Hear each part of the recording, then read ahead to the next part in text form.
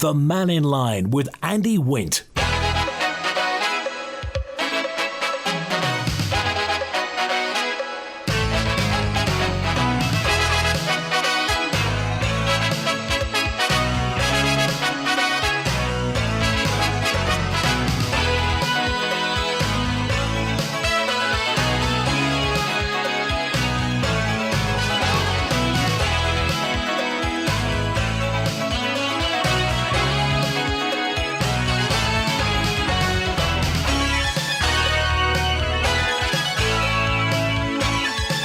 Faster Mike, good afternoon. We're on Mannin Line, open line through till 1. So you're on the air by calling 66 13 68.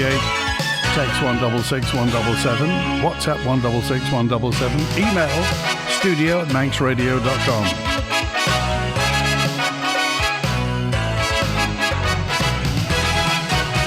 Just some follow-ups from yesterday. Lots of messages. In fact, some came through after the show finished yesterday, talking about dogs and dog fouling, dog behaviour, and inconsiderate owners.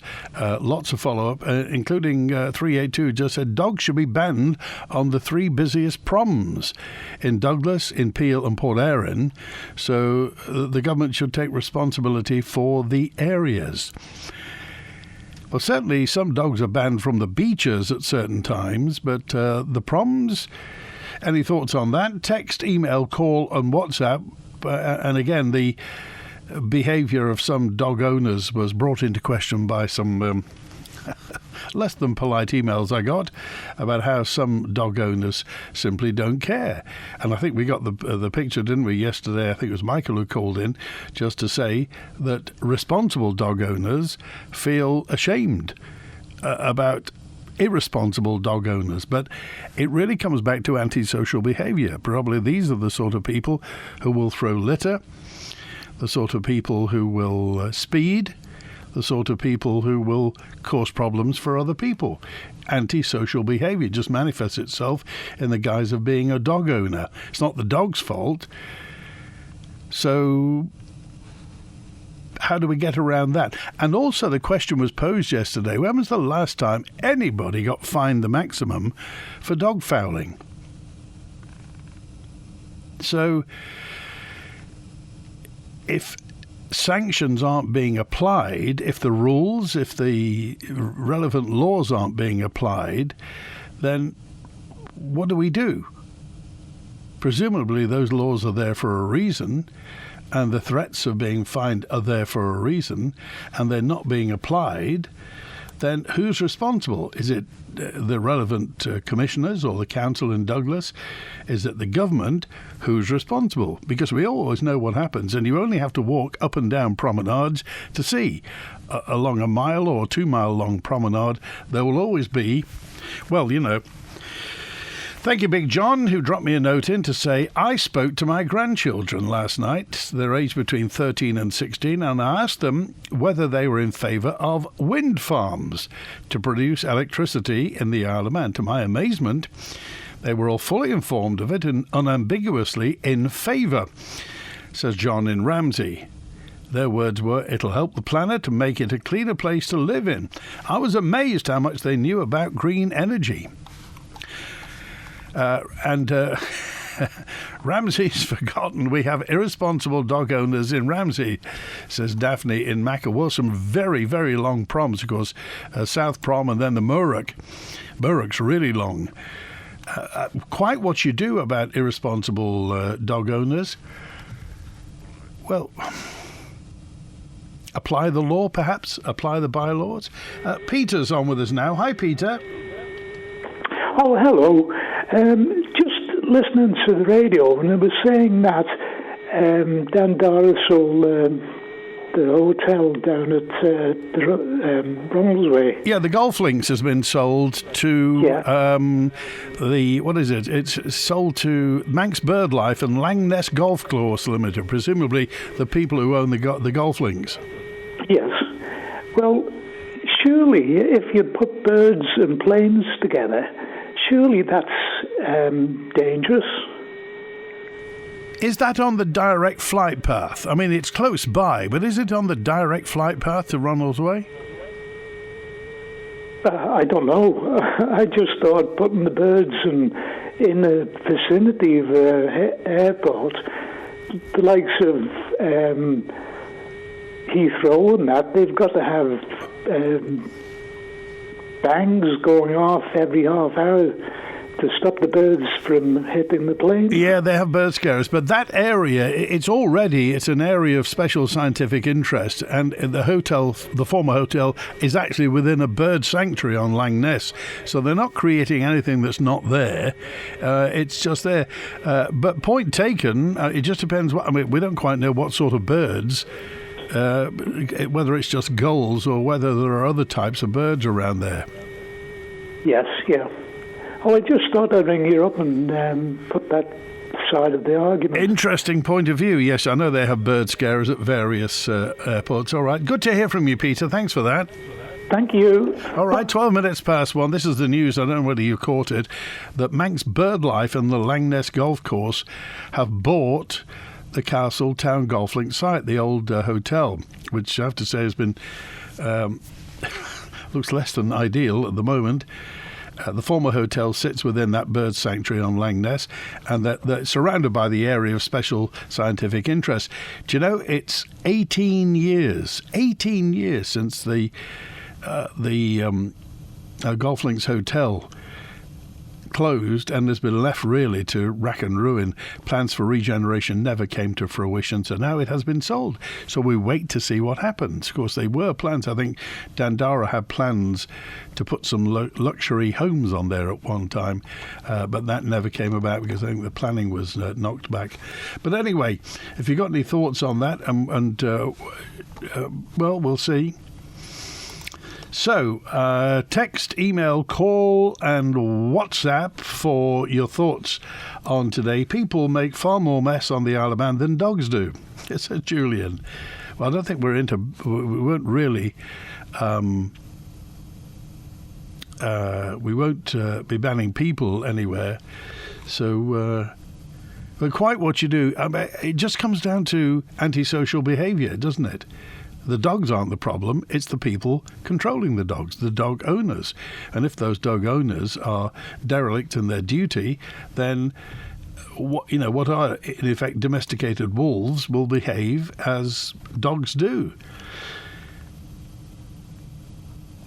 Manx Utilities have bought new diesel lorries, brand new diesel lorries, and they want to put up wind turbines, says Paul. Cheers. I'm not quite see what the connection is. What would you expect them to buy?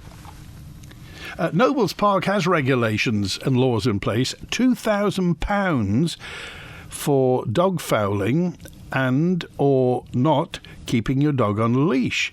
Plenty of owners ignore both laws and allow their dogs to foul and run wild, and some very big dogs run loose. It's the corporation's bylaw officer's job to police the park, but nothing much happens, says Pat 223. Well, there really is no point in having a rule if you're not going to enforce it, is there? If you're just putting the signs up to look pretty and to make like you're doing something, but you don't do something, then what's the point of doing it? You could save money on the signs and not have something there. But if regulations, I'm keen to know if you know anybody who's been fined for allowing their dog to foul. I'd like to hear it. I live in Derby Square, says Wolfie, and I'm a very responsible dog owner, yet I'm disadvantaged because of irresponsible dog owners, leading to a ban on dogs entering the Garden Square in Derby Square and the threat of a £1,000 fine. This is a reaction from authorities based on irresponsible dog owners. Well, that's a point. There are some gorgeous squares, garden squares in Douglas and in Derby Square. It's a big square, and because of irresponsible dog owners, responsible dog owners are banned from Derby Square. And if you're in Douglas, you pay rates for Derby Square to be looked after. But if nothing is happening, what do? Well, there is an election quite soon, so if you happen to get a prospective councillor knocking on your door, maybe you can bring that up to them. can you ask the relevant departments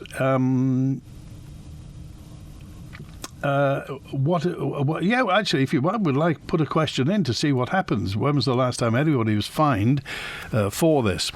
A note came from me, and it was a very interesting note. I don't know whether you keep stuff, but many listeners to Mannin Line keep lots of stuff, and it goes back to the Energy Update, the Manx Electricity Authority. Remember them?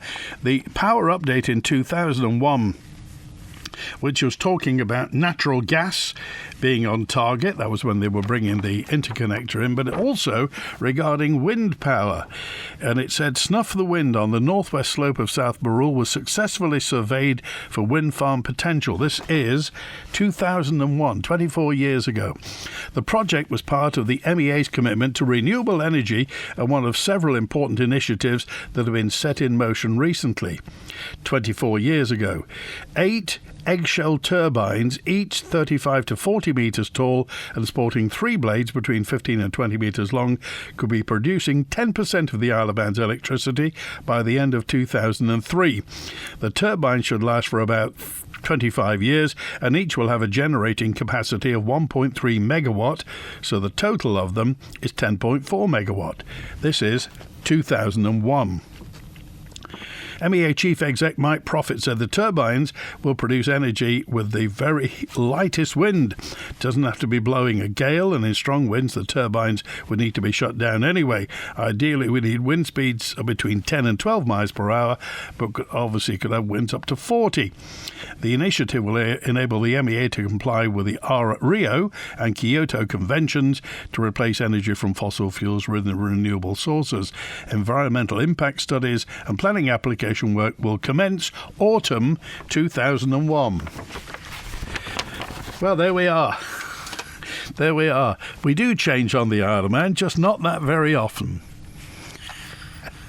A consultation is being launched on the government's plans to change the organ donation policies on the Isle of Man. Now, among them, we'll be making it an opt-out system. We've talked about this before, but it bears repetition.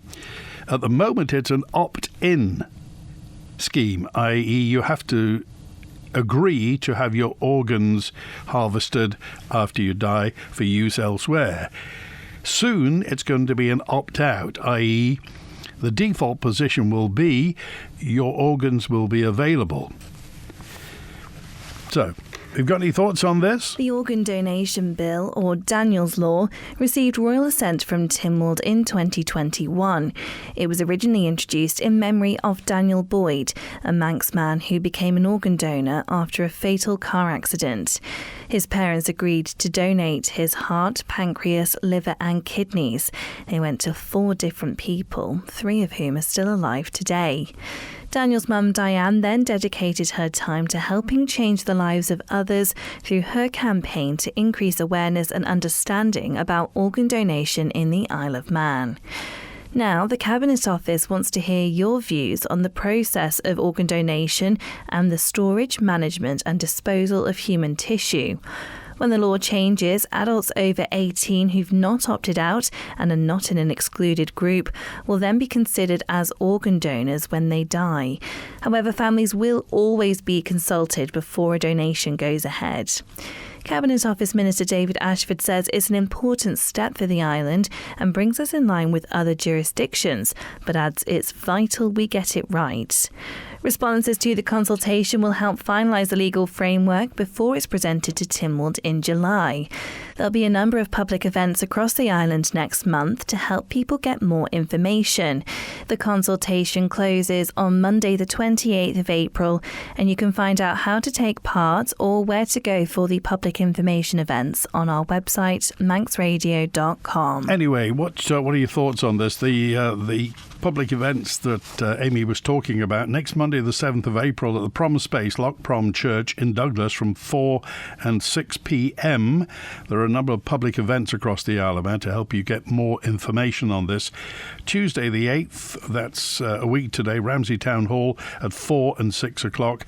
Tuesday the 15th, the week after that, Morton Hall in Castletown at 4 o'clock and 6 o'clock. And Thursday the 24th of April at the Western Wellbeing Centre in Peel Hall at 4 and 6 o'clock. You can go along, have your say. There'll be lots of information about it. Of course, once implemented, this Human Tissue and Organ Donation Act, Daniel's Law, adults over the age of 18 who've not opted out and not in any excluded category will be considered as organ donors when they die. The law also creates a regulatory framework for human tissue on the Isle of Man. A complex, very sensitive matter, and if you can, fill in that consultation form and share your views. So that's Monday the 6th, next Monday, Prom Space, Loch Prom Church in Douglas at 4 and 6 o'clock. Tuesday the 8th, Ramsey Town Hall at 4 and 6 o'clock. Tuesday 15th, Morton Hall, Castletown at 4 and 6 o'clock. And Thursday 24th, the Western Wellbeing Centre in Peel at 4 and 6 o'clock. Something to note today, by the way, Tuesday, April the 1st, is the last date for receipt of postal voting applications from outside the Isle of Man and the British Isles for the local authority general election, which takes place on Thursday, the 24th of April. So if you're listening outside the Isle of Man and the British Isles, it looks like you're not getting in if you've not sent it already. There are, of course, receipts for postal voting applications. I think it's Thursday the 10th. That's a week on Thursday. And the big day, Thursday the 24th of April. There are some elections and some not. So, and obviously we'll be covering that when it happens. How do blind people go on about clearing up after their dog? Says Nikki, I watched a blind couple take their dog onto Ramsey Beach. They didn't clean up and they went on the way, and I've seen it on the street too. Now, I understand it's going to be difficult for visually impaired people, but surely they should have to clean up, or do the rules not include the visually impaired? I don't know, Nikki, but it's a very apposite point. I'm excited to see the new Wetherspoons open soon. It's been a long time coming. We'll set some competition as far as prices are concerned, says Steph. Yes, 1886 apparently is going to become a Wetherspoons. What about horse muck on the road? I nearly hit a pile of my motorcycle. If I crash, who is to blame, says Phil. And again, Dave says delighted about Wetherspoons coming to the Isle of Man. Cheaper beer will create more footfall in Douglas and keep other establishments on their toes. So I think it's good news for hospitality. We don't quite know what the situation, what they're going to call it. Isn't every Wetherspoons is called something Moon, isn't it? All their pubs have got the Moon in the title.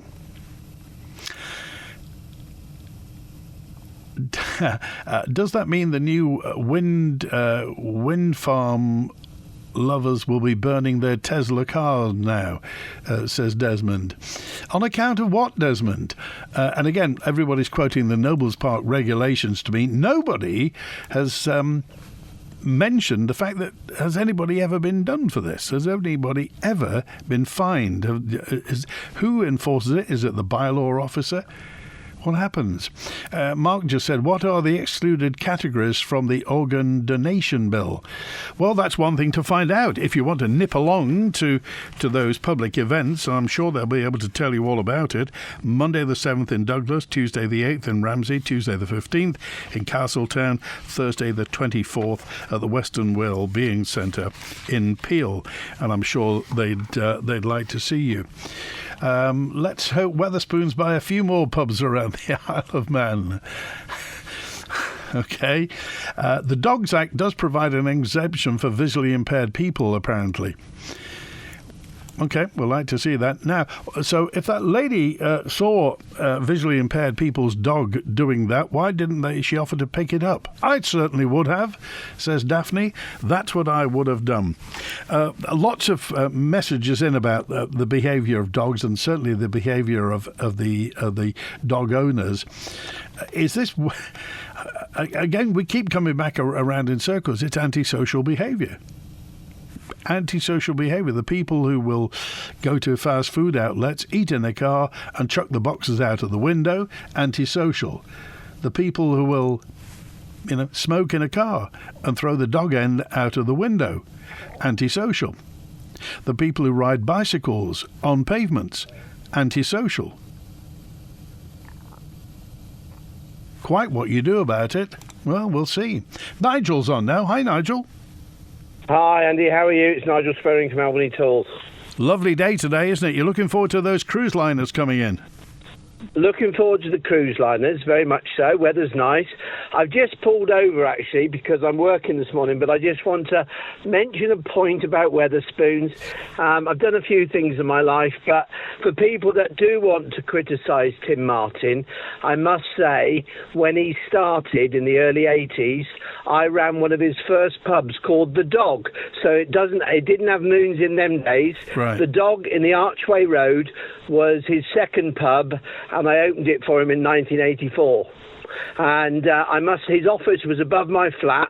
I was on £118 a week living in, and it was no bigger than a postage stamp, but it was one of them bars that transformed what he's done today. He was a nice guy. He's an entrepreneur. In them days, he had a minivan and a few barrels of beer on the back of a little truck, and the rest is history. So what was the ethos behind it? What was his thinking at the very beginning?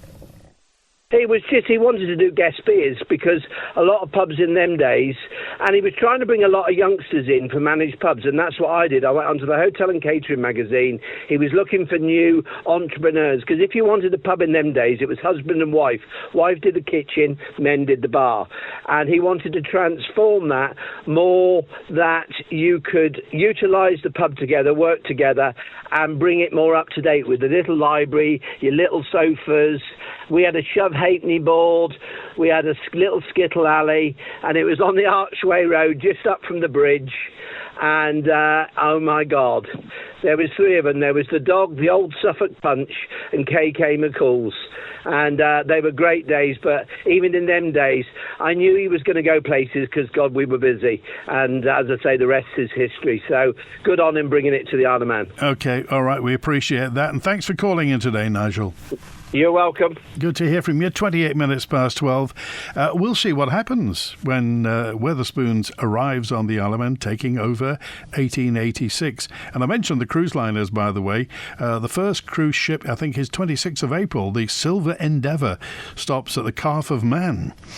One of 6 vessels stopping at the Calf this year. Douglas's first cruise liner is the 2nd of May when Renaissance, which is a 1,100 capacity ship, anchors in the bay. And Douglas will host the majority of vessels booked this year. 43 ships are expected in Douglas this year. The new Staten Dam returns to the Isle of Man for the 3rd year running. 2,666 passengers is the largest vessel. She's doing 4 visits this year. The first is scheduled for the 12th of May. Peel will get 5 visits, 3 from the Hebridean Princess, which is a capacity of just 50, smaller ship booked in this year, and the cruise season draws to a close on the 21st of September, with 2 visits in Douglas from World Voyager and Hamburg. Now, the 54 vessels that will be visiting the Isle of Man will have a total capacity of just over 30,500 passengers, a small rise on last year when it was 27,000, but a potential of 30,000 or 31,000 almost passengers coming to the Isle of Man. And Nigel's one of the hardy souls that look after, and a lot of our guides and badge holding guides do a great service around the Isle of Man. And they are our visitors, and you just wonder what they will think of the Isle of Man when they come here, maybe the first time they've ever been to the Isle of Man. They maybe know a few things about the Isle of Man. Sir Mark Cavendish, the airport, Bee Gees perhaps, certainly the TT. What do you think their impressions will be of the Isle of Man? Experience pure chocolate delight at Leonidas, Belgian chocolate boutique and cafe in Douglas. Call in store and indulge in chocolate bliss with hot and cold drinks, milkshakes, hot chocolate, frappes, and of course, superbly crafted chocolates made from 100% pure cocoa butter. Experience pure chocolate delight at Leonidas, Belgian chocolate boutique and cafe on Strand Street, Douglas. Leonidas, bringing chocolate bliss to everybody. Office World, have we got it? Office World, yes we have. Office World, For all things stationery, from pens, pencils, paper and ink cartridges to desking and seating, Office World has it. Call 666 366. Come down to Spring Valley Industrial Estate, Braddon, to find out more of what's in store. Office World, have we got it? Office World, yes we have. Office World. Easter Sunday and Monday, bring the family to the Groudle Glen Railway Easter Bunny trains from 10 to 4:30. Catch the train from Lencone Station to see the Easter Bunny at the Sea Lion Rocks tea rooms with free Easter eggs for the children. Enter our free Easter egg hunt to win a £100 voucher for the Isle of Man Steam Packet Company, a £100 voucher from Waltons, a giant Easter Bunny, and a year's family pass to Groudle Glen Railway. Tickets must be purchased in advance at ggr.org.uk. Supported by your nation station, Manx Radio. The previous message was brought to you by QVH, the island's premier serviced offices and co-working space in the heart of Douglas. Call 639 940 for more information or visit qvhpremierofficespace.com. Tonight here on Manx Radio, join Kiri Kermer and myself, Simon Clark, at 5:30 for Countryside. I went along to St John's at the weekend to catch up with the Manx herbalist ahead of her Healing with Herbs. And I find out the latest sightings and news from the Manx Whale and Dolphin Watch from Jen Adams. That's all in Countryside tonight here at 5:30 on Manx Radio. And don't forget, you can download and subscribe to the podcast for free at manxradio.com. The Mannin Line with Andy Wint. Faster Mike, good afternoon. I got a message in from Martha, actually, before I went away. Martha dropped me a note in just to say, I seem to remember that there was a newspaper vending machine in the Isle of Man years ago. It would be years and years ago. Was there ever a newspaper vending machine? You know, one of those where you put money in and you turned a handle and the newspaper came out? I know we got a few people from the newspaper trade who listen to Mannin Line. Do you ever remember a newspaper vending machine on the Isle of Man? And where would it be? Never heard of that before, Martha, but I'm certainly happy to put that out just to see if anybody remembers. My grandchildren, aged 12 to 17, say wind turbines will ruin the scenery, says 645. Everybody's got an opinion where those are concerned, don't they? The wind turbines. Dogs are animals, says Sue. When I was growing up, dogs didn't sit on the furniture, they didn't sleep in owners' beds. In fact, they weren't even allowed upstairs. Most people had a cosy dog bed in the kitchen or similar. They were loved and they were well cared for, but they weren't given the same rights as people, which seems to be the norm these days. I'm not a dog hater, in fact, but I do object to being jumped on by other people's pets, even if they're being friendly. Remember, not everybody is interested in your dog. Certainly times have changed, don't they? You're probably right that years ago, not many dogs were allowed upstairs and certainly weren't allowed where they are nowadays. Back to the lines. Viv's with us now. Hi, Viv. Hello, Andy. Good afternoon. What's on your mind, Viv? Hello. Hello, Viv. You're live on the air. What's on your mind? Hi. The policing of dog fouling. How would you police it? Because unless the animals and owners are caught in the act, you can't prove it.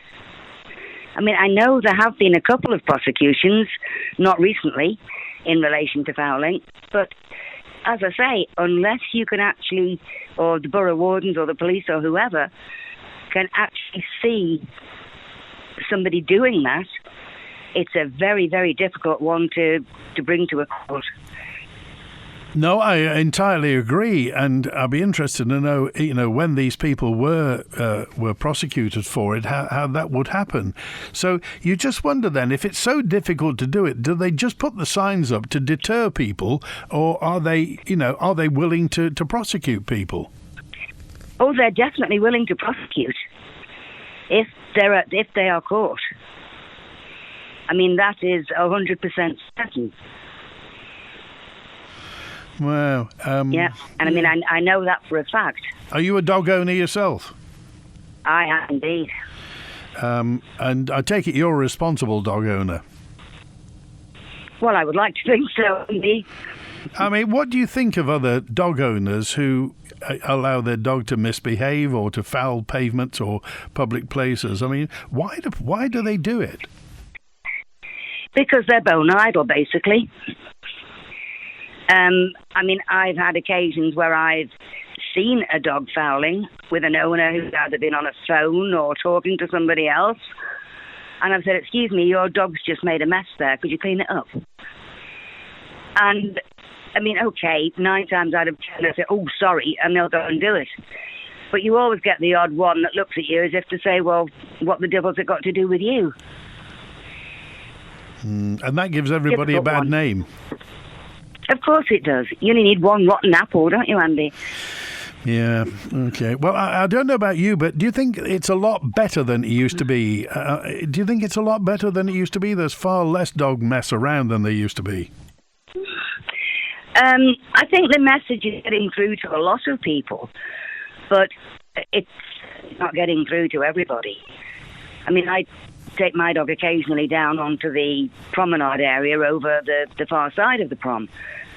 And on the grass area, in between the walkway and the sea, I could count on both hands how many times I see dog fowl in the grass that somebody hasn't picked up. And whereabouts was this again? This is over on outside what was the Crescent, basically, over that end. Oh, right, yeah. Yeah. Yeah, and it infuriates me. You know, poo bags aren't that difficult to come by. If you've got a dog, you always make sure you've got a load of them in your pocket, or at least I do. You know, so there is no rhyme or reason why you shouldn't pick up after your dog. Okay, all right. Appreciate it, Viv. Thanks for calling today. It's a pleasure. Thanks, Andy. Cheers now, 22 minutes before 1. I hope the horse tram team have got organised to make sure the trams are running each time a cruise ship arrives here this year. I'm sure they do. What about, oh dear me, another subject. While we're on the canine subject, what about the feline subject then? What about the cats that do whatever they want in people's gardens with children present and what have you? Of course, there's that dreadful condition that can come from people getting from touching that sort of stuff. And Phil said, while you're talking about enforcing regulations, try getting a policeman to stick a ticket on an illegally parked car nowadays. The DOI's got 4 traffic wardens to cover the whole of the Isle, 4 to cover the whole of the Isle of Man, and they finish work about 4 o'clock. So it's a free-for-all when it comes to illegal parking, particularly around central Douglas, because apparently the constabulary, says Phil, is too busy. You see cars parked right up to the edge of junctions, blocking vision for others to pull out. Perhaps when someone is knocked down because a car's pulling out and can't see, then they'll find the time. Can I also highlight a recent blatant breaking of the law that's a regular occurrence of cars parked along the area of Douglas Prom by the War Memorial at weekends now. I've counted up to 40 vehicles parked there, mostly Friday and Saturday night, but sometimes in the week too, maybe relating to Gaiety Theatre performances. And Frank Matcham's. That way they can have a cocktail and look at their cars perhaps. The DOI doesn't seem to have the staffing to do anything about this, and the police seem to turn a blind eye to it. I've tried contacting both the DOI and the constabulary. Since last week, the DOI put up yellow barriers to stop access, but last Saturday, car drivers ignored them. This is by the War Memorial, and mounted the curb and parked there, including 2 English-registered cars.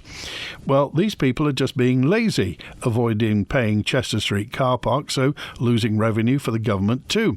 It's an attractive Victorian walkway for pedestrians to walk on.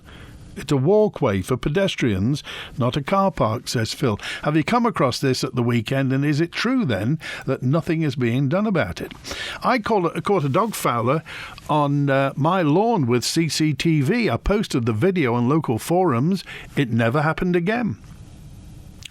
The person was mad as hell when they heard about the video. Seems to have worked then, 223. And again, people mentioning feline rather than canine. I support the idea of wind turbines, says Liam. It will secure the Isle of Man's energy supply and will lead to cheaper electricity for everybody. I believe it's for the greater good. Well, as long as we concentrate, Liam, on 29p, because that's what we pay at the moment, 29p per kilowatt hour. There may be some discounts for commercial users, but 29p per kilowatt hour is the domestic rate. If it's going to be cheaper, it will have to be cheaper than 29p per kilowatt hour. Now, probably people further up the brain chain will be able to compute all the various sums as to subsidies and how much it's going to cost, how much is the actual infrastructure going to cost. But at the end of it, you and I use that electricity, and at the moment we pay 29p per kilowatt hour. So surely it has to be cheaper than 29p per kilowatt hour. When was anybody prosecuted for spilling diesel on the road? When was anybody prosecuted for parking in a disabled parking space? Says 2 to 8. Not heard much of that lately. And again, there's supposed to be a big fine for parking in a disabled parking space. But at the moment, the police will be a lot busier when the government brings in the 20 mile per hour limit, says Daphne. And again, who's going to police that? Who's going to... What are the fines going to be for that? Desmond said, this is regarding wind turbines and net zero and the green agenda. The planet's been around for millions of years. It's survived ice, meteorites, extreme heat. The goal is to save the people. Do you think we deserve to survive? By the way, my cat is very well behaved, says Desmond, and I believe you, Desmond. Thank you for that. Never mind the blaming the police for not issuing tickets. Go behind the sea terminal and just see how many DOI vehicles are parked illegally there, says Charles. Have you been checking, Charles, by the way? Dog owners, Andy this is, Andy on 667, dog owners on Peel Prom don't get prosecuted because the CCTV cameras aren't working. So what's the point? And when the dogs are loose, they get put on social media rather than the dog being picked up by the dog warden. So is it a token job? Is the money being used, says Andy. More messages about CCTV. Oh, and of course, this is, how can anybody say that the Douglas Walkway is lovely? The Douglas Walkway, says Fred, looks a mess. It's awful. Also, the new seawall looks absolutely terrible. It looks like some 10-year-old school children have built it, to be honest. The Isle of Man looks a mess, to be honest. Who in their right mind will want to come here on holiday? Well, we've got 30-odd thousand cruise visitors that may be visiting us, apart from everybody else in TT and Manx Grand Prix and the various sporting festivals.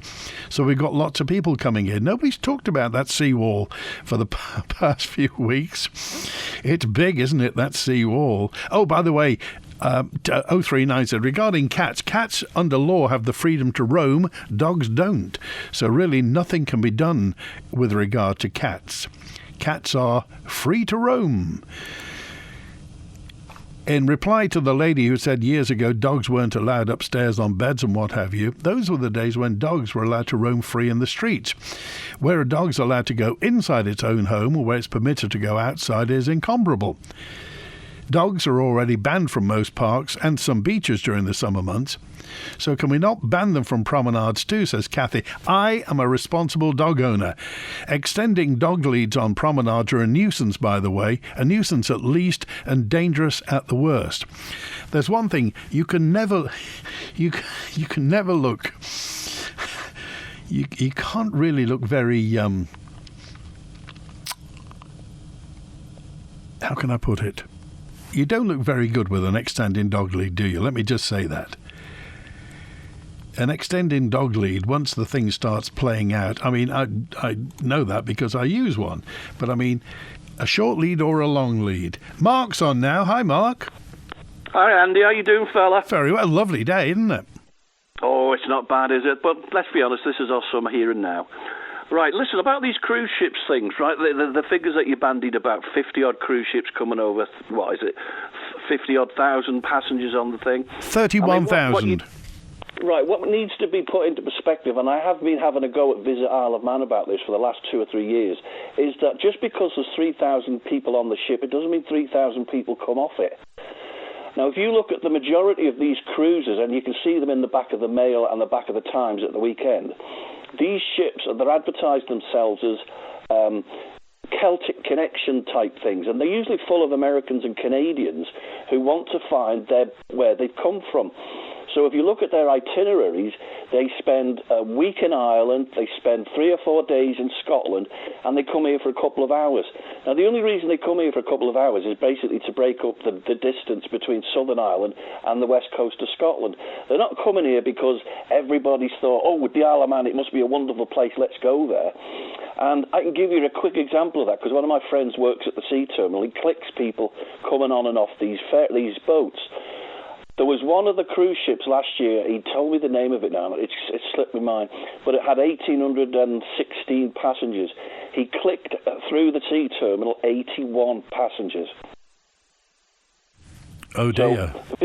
So Visit Isle of Man need to stop telling people that there's a cruise ship coming in with 3,000 passengers on, because that 3,000 passengers will not all come ashore. And another reason, like another example, so you can understand what I'm saying. If you look at the Nooit Dam, for instance, the new Amsterdam, that is too big to tie up alongside. So she anchors in the bay, and she lowers tenders to come to the shore. Now, the return trip from the superliner to the ferry terminal to undrop its passengers is half an hour. Now, if that ship is only in the harbour for 5 hours, you can do the maths yourself. You're only going to get 12 of those tenders. And if those tenders only hold 50 people, that's only 600 passengers. So it's not the 3,000 that Visit Isle of Man are happily and blithely telling everybody. It might be interesting then, as you say, if they release those click numbers, if we actually knew how many from each. I mean, I'm sure they know, they will know how many, because they'll be greeting them when they come, as you say, on the tenders. And I would imagine it will also depend on the weather, because some of those tenders, when they start bouncing across Douglas Bay, are few and far between. If it's a nice day, they do chug along quite quickly. So it's weather dependent, and it will be nice to know how many of actually from the ship do land and do come on the air, because of course they have to pay to come off, don't they? They have to pay to come off. That's sometimes, in a majority of cruise ships, that's included in the price of the actual go ashore on the Isle of Man and have a little mooch about. But some of them will actually charge you to actually come on board. But that's nothing to do with the Visit Isle of Man. The clicker person is the Department of Infrastructure. He's put down there basically to make sure if 80 come off, 80 go back. Oh, right. Because it'll look pretty embarrassing if he's counted 81 off and only 80 go back. And then the cruise ship ups anchor, sails off, and this little old lady comes trotting up to him saying, oh, I got stuck in W.H. Smith's, can you get the boat back? So that's what he's there for. He's there basically to say to the skipper, look, you've got 2 passengers that haven't turned up yet. What do you think, Mark, what do you think those passengers are looking for when they come to the Isle of Man? What do you think will impress them? Nothing in Douglas, that's for certain. The promenade's an absolute shambles and an eyesore. If you go into Victoria Street, you've got building sites left, right and centre. You've got shops that are shut. You go the other way towards the sea terminal, you've got to walk past 3 car parks and a building site just to get to the steam train. The halfway trams, they stop at Broadway, so you've got to walk, half a mile just to get on a horse tram to go to the electric tram. People want to see a bit of culture, and there's no culture in Douglas, so they're going to have to start coughing up money just to see a bit of culture, see Peel Castle, see the museums if they're open on a Sunday, see all these, the Manx Viking burial grounds and things like that. You can't see them in Douglas. All you can see in Douglas is a hell of a bad-looking promenade that people will wonder what on earth it's there for, and closed-up shops, building sites, and if you do happen to go in somewhere, it's all expensive. Because don't forget, Andy, these people don't buy anything apart from souvenirs. Yeah. They've got the papers, they've got the television, they've got the food, they've got all the drink. So they're only coming ashore for a bit of culture. So the amount of money that they're going to spend is negligible, really. So in terms of, I'm interested in what you say, because a lot of these people will be, multiple cruisers that have been on cruises before. They all have been to all sorts of places, and really, to get off in a capital city and see what they see, point taken about all the building sites, maybe the idea is to get them away from Douglas as soon as possible. That's why a lot of them are stuck on buses and whizzed away. That's not a bad suggestion. I mean, if you look at the logistics involved, I mean, one of the best places I would recommend on the island, if anybody said to me, where can we go for a good experience, I'd say get yourselves down to the Tynwell Mill Complex. You've got everything you want down there. Go down there. But you stick a coach down there, you've got 70 people. That place is full. You can't get 2 coaches down. You certainly can't get 3. So that's limited in its viewing capacity as it is. But again, what I'm saying is these people will come ashore with maybe £10 in their pocket, and they'll buy a fridge magnet, or they'll buy a couple of a 3-legged man postcards, or they'll buy a bit of Manx tartan. They're certainly not going to go into Woolworths. They're certainly not going to go into Marx's and spend £600 on clothes, or into a shoe shop in Strand Street and spend £200 on a pair of shoes. They won't do that when they can go to Liverpool and go to an outlet shop. Okay, all right. Appreciate it. Thanks for calling today. All right, mate. Have a good one. Good to hear from you. 8 minutes before 1. And regarding the cruise ship passengers and what there is to see in Douglas, and regarding the building sites here, there and everywhere, and the fact that you... presumably most of them come out on buses nowadays, don't they? And also the corporation buses, aren't there? The government Department of Transport buses that they come out on, DOI buses.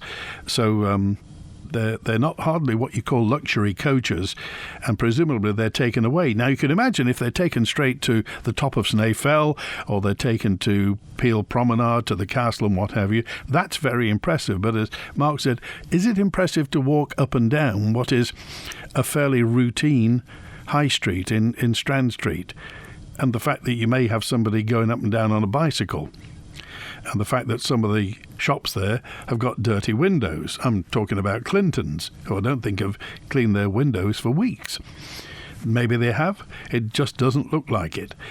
So what do we do about that? It would be interesting to hear from Visit Isle of Man how that's all quantified, and whether or not they know the proportion of people off the ship, who come off the ship, and where they visit. I'm sure the figures are somewhere, and if you're one of those people who do island tours and take people around the Isle of Man and make the most of what we got, I'm guessing it's something that they can't see anywhere else. And there are lots of places on the Isle of Man that are unique to us. And maybe that's what is used, and maybe that's where the money's spent, presumably in MER tours or steam railway tours. Oh, Nigel's back with us as well. Hi, Nigel. Hi, Andy. Just going back from Wetherspoons, I'll put my other hat on and I'll just reply to that gentleman. It's been going on for years that the cruise ship passengers don't spend a lot of money, and I think across the world and across Europe you can find that's the case. But the Isle of Man is pretty unique. A lot of our passengers that come here do a lot of research before they come here. I can tell you, because I'm doing Albany tours, because we do ancestral tours with the bed and breakfast as well, I have 3 bookings this year from the cruise ship. We're doing an ancestral tour, so they've actually bottled on to me. We're doing not just scenic tours, we're doing they're tracing their family history, because all the Americans have started to do their DNA. As you know, mine's a bespoke tour, so I have, and there's only me, and I've got a number of guides that help me. I have 146 passengers booked this year, and they're small groups. I don't obviously do the big buses for that reason. We do afternoon tea in Tynwell Mills. I take them to Tynwell Inn. We go to Tynwell Mills. We go to the Sound, Craignish. I take them along Peel. We have the Queenies, and we go into the Peveril and we have a beer. My average spend, and whether the tax people want to hear this or not, because it doesn't really make any difference, but I'm just putting this in perspective. My average spend per passenger is £165 per person. Okay. So the £10 that gentleman's talking about is absolutely rubbish. Okay, is there more to see then for the cruise passengers? Is there more to see outside Douglas than inside Douglas? Absolutely. We'll take them to all the... some of them want to do burial sites. Some of them want to do ancestral sites. Some of them just want to do scenic sites. I get passengers that come off that cruise ship that have done 7 days. They've done Scotland, Ireland. They've been up to the Hebrides and Wales.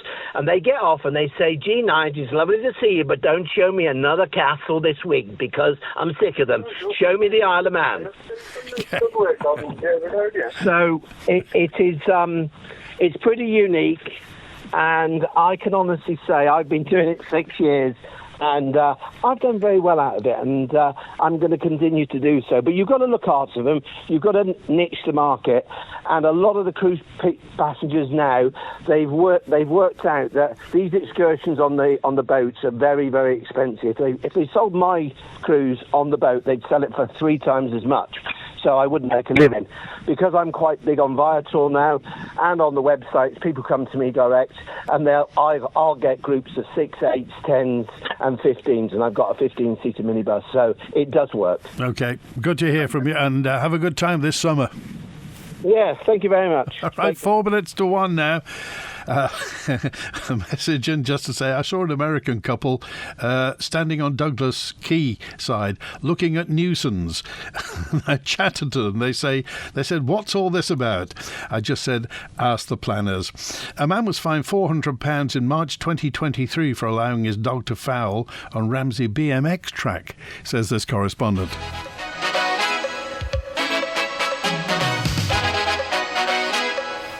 Am I the only one? Says this WhatsApper who thinks that going green will bankrupt the Isle of Man while the Chinese are building coal power stations and I imagine would power the factories making car batteries. When the Chinese, Russians and Americans go full green, then we should follow. Our wind turbines won't make any difference. We will be seen going green, but we'll be broke. Net zero will mean net no money. Oh, just a quick word. Do you have a webcam with an iconic or scenic view? If you'd like to offer it to Manx Radio, we've got a page full of webcams, and if you've got one that you'd like to us to feature on our website, then all you have to do is email manninline@manxradio.com. You got a webcam? You'd like to put it on our site? manninline@manxradio.com. WINT